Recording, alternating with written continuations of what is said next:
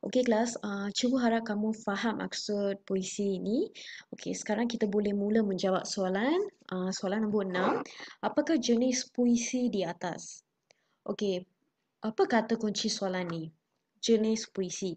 Maksudnya kamu kena mengenal pasti bentuk puisi yang sekarang kamu belajar. Okey, macam mana? Okey, kita pergi tengok puisi. Okey, perkara pertama, okey apa yang kita kena lihat ialah, okey tengok. Untuk rangkap pertama, 4 baris. Maksudnya setiap rangkap kena ada 4 baris. Baris 1, baris 2, baris 3 dan baris 4. Kalau rangkap kedua, sama. Baris 1, baris 2, baris 3, baris 4. Perkara kedua,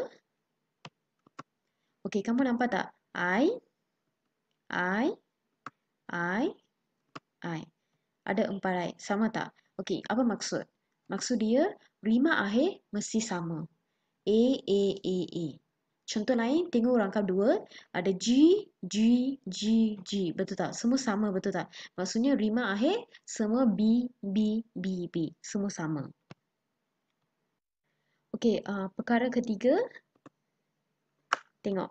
Setiap baris 4 hingga 12 suku kata. Okey, cikgu pilih baris ini, penduduk banyak berbilang bangsa. Okey, macam mana cari suku kata? Kamu kena baca macam ini. P-E-N, pen, D-U-D-U, D-U-K, do. Penduduk. Okey, kamu baca macam ni, kamu boleh mengenal pasti suku kata. Iaitu 4 hingga 12 suku kata. Okey, perkara keempat, kamu kena tengok seluruh puisi ini. Okey, dia tentang apa? Okey, gambaran. Betul tak gambaran? Dalam puisi ni, dia jelaskan tentang Malaysia. Betul tak? Seluruh Malaysia macam khazanah yang terdapat di Malaysia, rakyat Malaysia, diorang punya adat. Betul tak? Okey, ini gambaran. Okey, perkara kelima ialah jarang boleh berdiri sendiri bagi satu rangkap. Maksudnya, rangkap pertama ni mesti ada kaitan dengan rangkap kedua. Tak boleh macam rangkap satu dengan rangkap dua langsung tak ada kaitan, tak boleh. Okey? Faham kelas? Okey, kalau ada kelima-lima perkara yang cikgu bagi tahu ni. Okey. Apa jenis bentuk puisi yang kamu belajar sekarang? Okey, oleh itu jawapan yang betul ialah A. Syair. Okey, kenapa bukan saja pantun ataupun gurindam? Kenapa bukan B, C, D? Sebab kalau saja dia mempunyai 8 rangkap. Ada 4 hingga 12 baris. Maksudnya kalau bandingkan dengan syair, saja ni sangat panjang. Lagi rima akhir bebas A, B, C, D. Maksudnya tadi kita punya Semenanjung Emas tu dia punya rima akhir semua I, G. Betul tak? Tapi untuk saja dia semua lain. A, B, C, D. Okey, kenapa bukan pantun? Sebab pantun ada 4 baris. Dia sama dengan syair, tapi baris 1 dengan 2 ialah pembayang. Maksudnya tak ada maksud. Baris 3, 4 ada maksud. Ada isi. Okay? Lagi, dia punya rima akhir ialah A, B. Maksudnya I, G. Macam tu. Okey, kenapa bukan gurindam? Sebab gurindam ni dia dua baris, dia punya rima akhir sama. Semua A. Macam syair lah semua I, dia punya sama. Tapi ada dua baris saja. Dia punya baris pertama biasanya soalan, baris kedua jawapan. Ataupun baris pertama mungkin boleh macam perkara negatif, baris kedua positif. Lepas tu dia ada tentang nasihat, ada tentang sindiran. Itu gurindam. Okey, oleh itu jawapan ialah A. Syair. Soalan 7. Jelaskan maksud perkataan megah baris 17 yang terdapat dalam petikan. Okey, apa kata kunci? Okey, kata kunci ialah perkataan megah baris 17. Okey, kamu kena cari dalam puisi kamu. Baris 17. Okey, tengok 15. Okey, 16, 17. Okey, megah. Ada tak? Okey, semua rakyat tersenyum megah. Okey, sekarang kita kena bagi maksud lain untuk perkataan megah. Okey, mari kita lihat. Apa pilihan jawapan? A. Ego, B. Bangga, C. Gembira, D. Sukacita. Okey kelas, kamu tengok ayat ni. Semua rakyat tersenyum megah. Okey, sekarang untuk kamu punya puisi, kita belajar semua tentang yang positif punya. Betul tak? Maksudnya semua rakyat tersenyum macam mana? Sebab itu ada banyak pelancong datang. Okey, maksudnya itu positif punya. Kalau macam tu, kamu boleh potong jawapan yang negatif. Apa jawapan yang negatif? Okey, tengok apa maksud ego. Ego maksudnya perasaan mementingkan diri atau menganggap diri sendiri lebih mulia. Maksudnya kamu rasa diri kamu sahaja baik. Okey, itu baik ke jahat? Itu jahat. Itu tidak positif. Itu negatif, betul tak? Kamu boleh potong jawapan A. Bukan A lagi. Okey, sekarang kamu boleh tengok untuk B, C dengan D. Okey, semua rakyat tersenyum bangga. Boleh? Semua rakyat tersenyum gembira? Boleh ke? Okey, semua rakyat tersenyum sukacita. Okey, apa maksud sukacita? Sukacita maksudnya senang hati, suka hati ataupun kegembiraan. Maksudnya kamu bagi tahu sesuatu perkara tu dengan kamu tak rasa susah. Kamu bagi tahu tu senang sahaja. Tak ada apa-apa masalah. Okey, itu maksud sukacita. Maksudnya sukacita kurang sesuai untuk perkataan megap. Okey? Okey, sekarang tinggal dua jawapan, bangga ataupun gembira. Yang mana satu? Semua rakyat tersenyum bangga, semua rakyat tersenyum gembira. Yang mana satu jawapan? Okey, biasanya untuk gembira, kita boleh jelaskan maksud contoh, kamu mendapat keputusan yang cemerlang dalam peperiksaan. Okey, kamu berasa macam mana? Kamu berasa sangat sangat apa?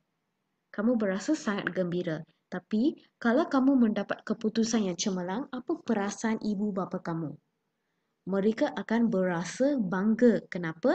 Sebab mereka mempunyai seorang anak yang pandai. Betul tak? Okey, itu sama. Konsep tu sama untuk puisi ini. Semua rakyat tersenyum megah. Kenapa kita rakyat tersenyum megah? Kerana mereka mempunyai tempat-tempat alam sekitar, khazanah, okey, raja, lagi rakyat kaum lain yang sangat bagus. Itu semua. Maksudnya, semua rakyat tersenyum bangga. Okey? Semua rakyat tersenyum bangga baru sesuai. Oleh itu, jawapan yang betul ialah B, bangga. Faham, kelas?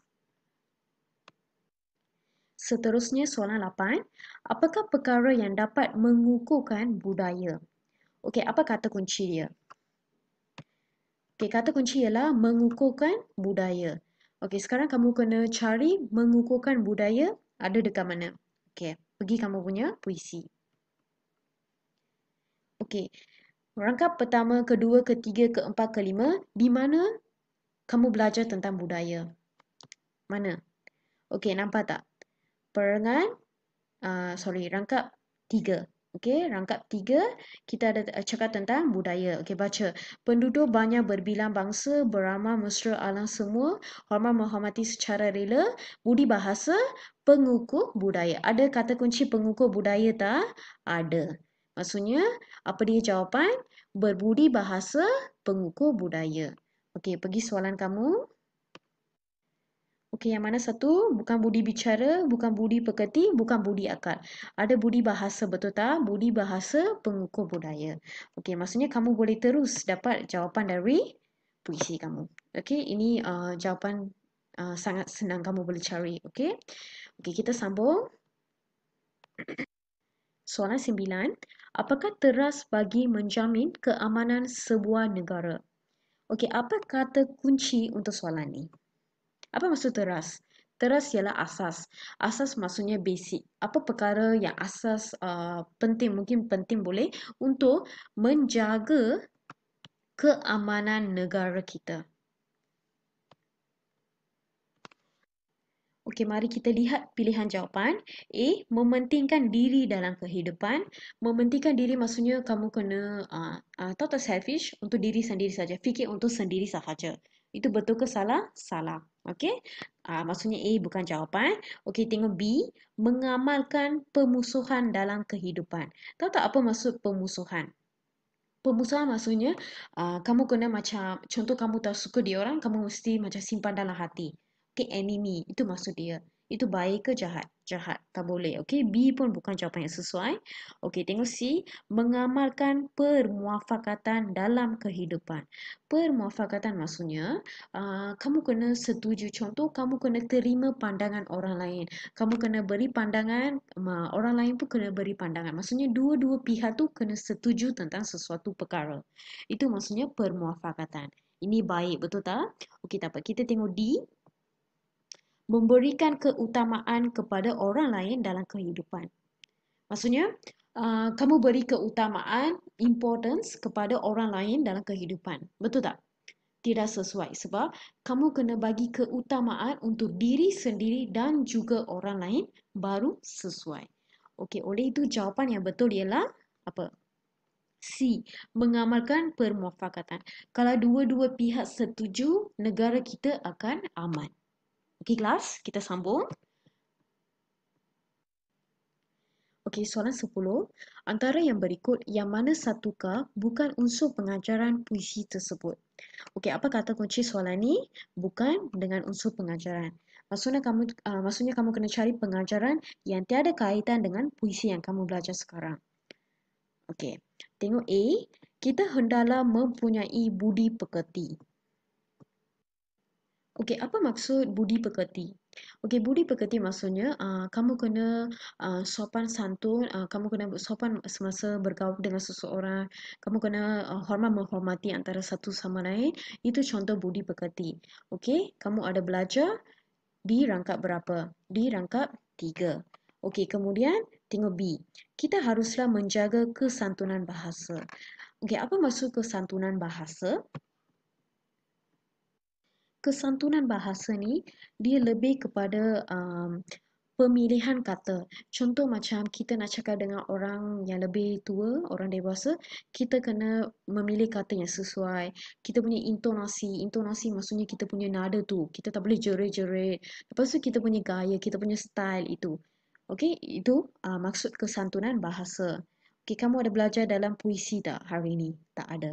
Kita tak ada belajar tentang intonasi semua tak ada. Okey, kita tengok C. Kita hendaklah mempertahankan negara yang tercinta. Okey, kita ada belajar tentang mempertahankan negara yang tercinta tak? Ada. Mana? Di rangkap pertama. Okey, maksudnya iaitu setiap negeri mempunyai raja dan rakyat perlu bersatu padu untuk memajukan negeri. Ada. Okey, tengok D. Kita haruslah bersyukur dengan rezeki yang diberikan. Okey, kita ada belajar tentang rezeki tak? Ada. Dekat mana? Rangkap 5. Okey, rezeki datang melimpah-limpah sebab pelancong datang ke negara kita. Kita punya hasil pendapatan pun meningkat. Okey, kita harus bersyukur tentang pendapatan yang kita dapat dari pelancong dari luar negara. Faham kelas? Oleh itu, jawapan yang sesuai. Yang mana satu? Yang mana satu bukan unsur pengajaran. Yang kamu tak belajar. Okey, jawapan ialah boy. Kita haruslah menjaga kesantunan bahasa tu. Tak ada. Kita tak belajar tentang intonasi ataupun pemilihan kata, tak ada. Okey, boleh kelas? Okey kelas, itu sahaja untuk hari ini. Cikgu harap kamu faham cara menjawab soalan 6 sampai 10. Okey, cikgu harap kamu dapat selesaikan kerja dalam buku UEC. Kemudian boleh hantar kepada guru BM kamu.